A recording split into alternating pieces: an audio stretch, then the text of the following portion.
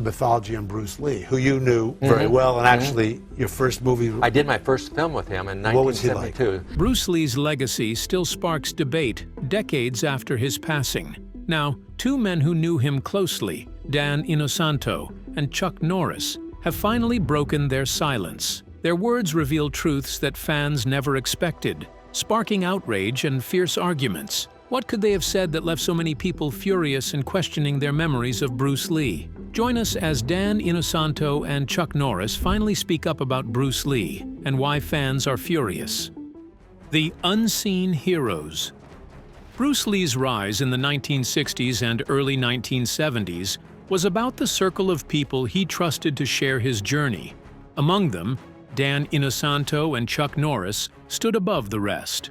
Both men represent different sides of Lee's world. Dan Inosanto first met Lee in the mid-1960s, when Lee was making a name for himself in Los Angeles through demonstrations and private lessons. Inosanto, a Filipino-American martial artist, already had experience in several combat systems, but what he found in Lee was something completely new. The two quickly developed a bond that went beyond teacher and student. Inosanto became one of Lee's closest confidants, and Lee trusted him enough to explore, test, and refine techniques that would later become central to Jeet Kune Do. For many fans, it is telling that when people today pick up a pair of nunchaku, the weapon that became forever linked with Bruce Lee, they are really holding a symbol of the bond between the two men. It was Inosanto who first introduced the weapon to Lee, and Lee who made it iconic on the big screen. Chuck Norris, on the other hand, came into Lee's life from a different angle. By the late 1960s, Norris was already a respected karate champion, winning titles across the United States. His background was in Tang Soo Do and Shotokan karate, disciplines known for their strong stances and explosive strikes. Lee was fascinated by testing his skills against other top fighters, and Norris quickly became one of the few men Lee trusted to spar with regularly. Their sessions were not casual. Both men pushed each other to their limits, blending different styles in ways that reflected Lee's vision of martial arts as an evolving, living thing rather than a fixed tradition. Their relationship was professional, but there was respect on both sides. When Lee needed an opponent for a film, he did not hesitate to call Norris. That decision led to one of the most famous fight scenes in movie history, Bruce Lee versus Chuck Norris in Way of the Dragon, 1972. Shot in Rome's Colosseum, the scene was more than a cinematic spectacle. It was a symbolic clash between two different schools of martial arts, staged with precision and mutual respect. Norris later admitted that he was reluctant at first to take the role because he feared it would make him look weak next to Lee. But Lee convinced him, explaining that the story needed a powerful opponent, and that Norris was the only one who could bring credibility. For fans, that fight is still studied today not only as entertainment, but also as a lesson in movement, rhythm, and the philosophy of martial combat. Lee surrounded himself with these people who could challenge him, teach him, and also spread his ideas to the world. Dan Inosanto helped shape Bruce Lee's martial arts from the inside, while Chuck Norris helped share Lee's legacy with the world. For this, people in the martial arts world don't see Lee as someone who worked alone. They see him as the heart of a close group of trusted friends. They weren't just watching history happen, they were part of it. And in recent years, both have spoken more openly about their time with Lee, sometimes sharing things that stir strong feelings among fans who see Lee as a legend. Inosanto had trained in Filipino martial arts, where sticks, blades, and flexible weapons were common. It was in the mid-1960s that he introduced the two sticks joined by a cord to Lee. At first, Lee was curious but cautious, testing the movement and control. Inosanto later remembered that Lee practiced relentlessly once he saw the potential. That dedication turned into one of cinema's most enduring images. The weapon, once little known outside Asia, became instantly recognizable after Lee wielded it in Fist of Fury, 1972, and Enter the Dragon, 1973. To this day, many forget it was Inosanto who placed the tool in Lee's hands, changing martial arts cinema forever. On the set of Way of the Dragon in 1972, Lee was in Rome filming his third major martial arts movie, produced under Golden Harvest. He wanted a climactic fight that would feel real, one that symbolized East meeting West. It was why he personally called Norris, who was then a six-time world karate champion. Shooting wasn't simple. At the time, permits to film inside the ancient arena were hard to get, so the production team filmed wide establishing shots at the Colosseum and then recreated the interior on a soundstage in Hong Kong. Still, the illusion worked, and the fight entered legend. Behind the scenes, both men approached the duel like a live sparring session. Lee wanted Norris to look strong. He explained that the fight needed to begin with Norris dominating, showing the power of Western karate before Lee's adaptability turned the tide. Norris, initially hesitant to play the villain, agreed once Lee convinced him that the scene would honor both men. The result was a nearly 10-minute sequence that martial artists still analyze.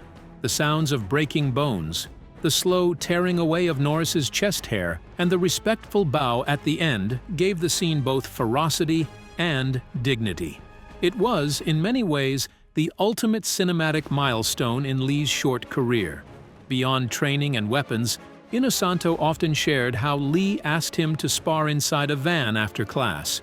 What began as a light exchange soon showed Lee's unique ability.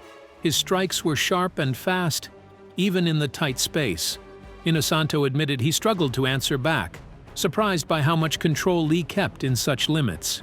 The story has been repeated in talks and interviews, always pointing to Inosanto's reminder that Lee's skill stood apart, even among the best fighters. Norris, for his part, remembered the charisma that followed Lee everywhere. He often recalled how Lee could make people laugh, moving from serious talks about martial arts to light jokes with ease. Norris once said Lee was as charismatic and friendly in the ring and at home as he was on film.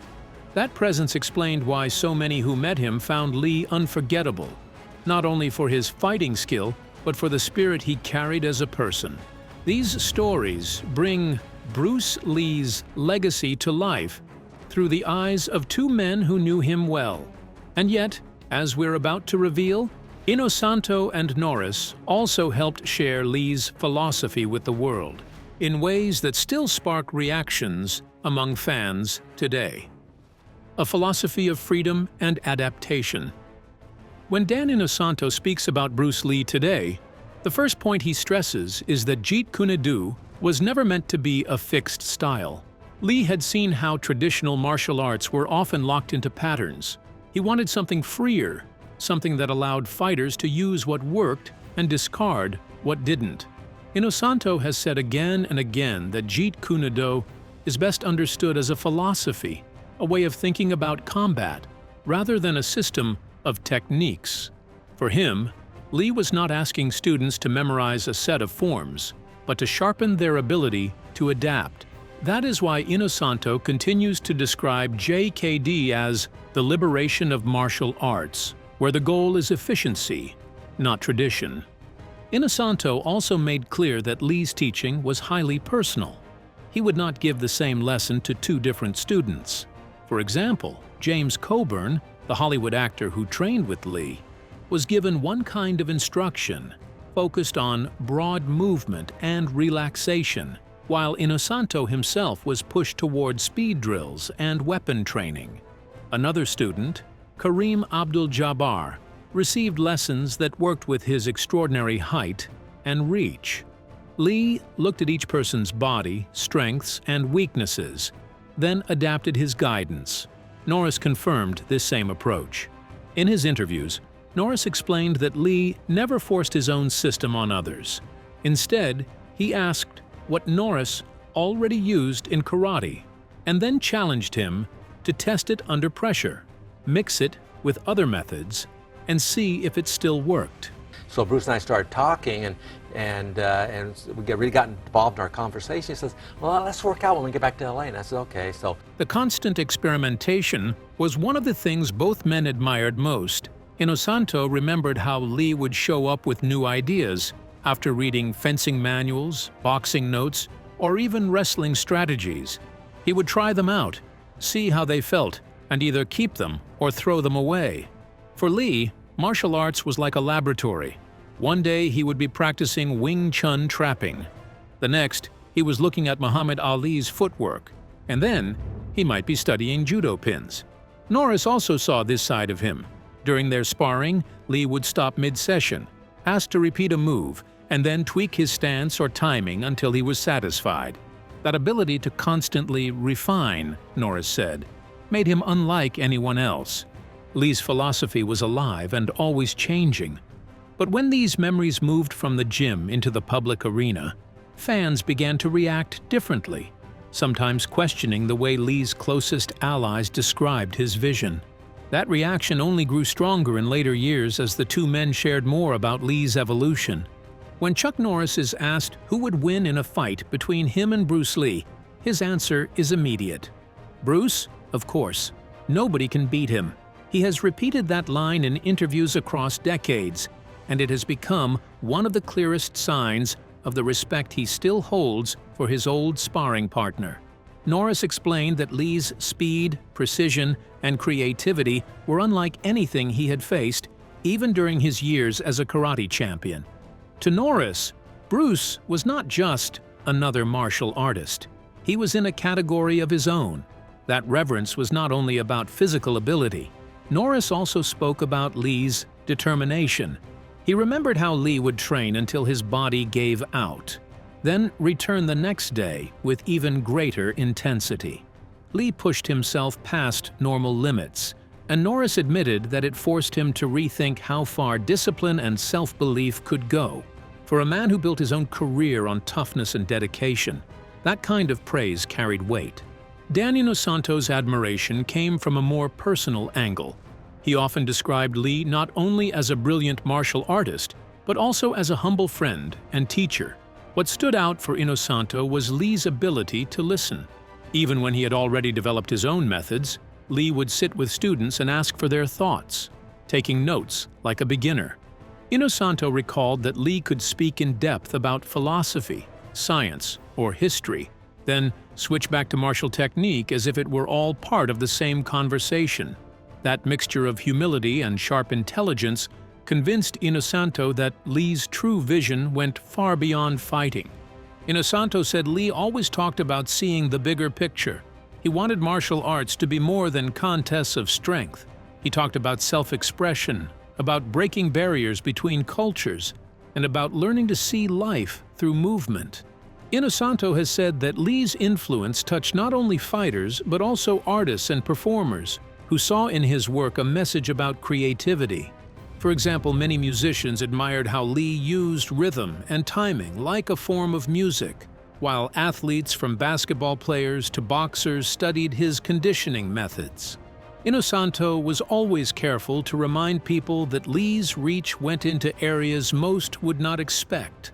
This wider influence is one reason both Inosanto and Norris never stopped talking about him. Norris admitted that Lee made him think differently about movies, showing him that fight scenes could tell a story and not just fill screen time. That lesson shaped Norris's later career in Hollywood, from Good Guys Wear Black to Walker, Texas Ranger. Fans often point to the way both men speak of Lee with a tone that borders on reverence. It is not just respect for a fallen friend, but an acknowledgement that his ideas and presence were unique. Hearing Norris call him unbeatable and Inosanto describe his vision beyond combat cements Bruce Lee's place as more than a martial arts figure. He became a cultural landmark, someone whose image and philosophy still inspire decades after his passing. But even with this steady stream of praise, not everything they said has been embraced warmly. Keep watching, because it is in those moments that we see how powerful Lee's legacy remains. Debates and discussions. When people think of Bruce Lee, they often think of a man who was larger than life, almost beyond human. That is why certain words from Chuck Norris and Dan Inosanto have stirred strong feelings among fans. Even though both men loved and respected Bruce, a few of their comments over the years created heated debates, not because they attacked him, but because they showed him in a more complicated light. One of the most discussed moments came from Chuck Norris. In interviews stretching back decades, he sometimes explained that Bruce Lee was human, like everyone else. He told stories about how Lee was constantly training, always trying to get better, and even had weaknesses he worked to overcome. Some fans, who wanted to see Lee as flawless, took this the wrong way. They thought Norris was downplaying Bruce or trying to reduce his greatness. In reality, Norris later explained that he meant the opposite. By admitting that Bruce was human, it made his achievements even more incredible. Dan Inosanto also found himself in the middle of debate. As Bruce's close student and the one Bruce personally authorized to teach Jeet Kune Do, fans looked to him as the guardian of the art. But Inosanto often reminded people that Jeet Kune Do was never meant to be frozen into a single system. He explained that Bruce kept changing his approach, sometimes discarding techniques he had taught only months earlier. This constant evolution made it almost impossible to define Jeet Kune Do as one fixed style. For Inosanto, that was the point.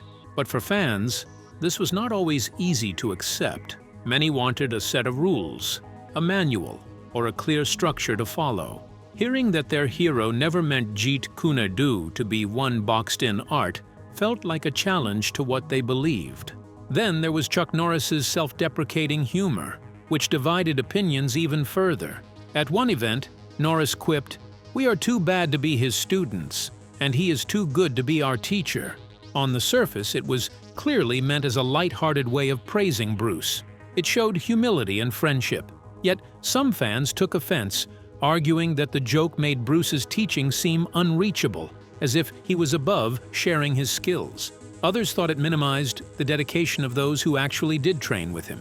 The line kept resurfacing, repeated in forums, documentaries, and fan discussions, each time bringing mixed reactions. These remarks never erased the deep respect Norris and Inosanto had for Bruce Lee, but they revealed something more complex. To those who knew him personally, Bruce was not a myth or an untouchable god. He was a man with astonishing gifts, yes, but also a man who sweated, struggled, and experimented constantly. To hear that from his closest allies made some fans feel uneasy, almost as if the curtain was being pulled back. One of the biggest controversies came in 2019 when Quentin Tarantino released Once Upon a Time in Hollywood. In the film, Bruce Lee was portrayed as arrogant, cocky, and eager to boast about his skills. Two men trying to kill each other right now. If you don't beat him, he kills you. The scene showed him being thrown around by Brad Pitt's character in what many saw as a mocking, disrespectful caricature. Dan Inosanto did not stay silent. In interviews, he blasted the depiction, saying it was nothing like the Bruce Lee he knew. He explained that Bruce was confident, but not arrogant, and while he believed in his abilities, he never acted the way Tarantino's film suggested. To Inosanto, the scene was not only misleading but also harmful, because millions of viewers who never met Lee might take it as truth. Another flashpoint came with Steven Seagal. Over the years, Seagal made claims in interviews suggesting he either trained with Bruce Lee or was involved in fights connected to him. Both Norris and Inosanto flatly dismissed these stories. Norris pointed out that Seagal was much younger than Bruce and never moved in the same circles.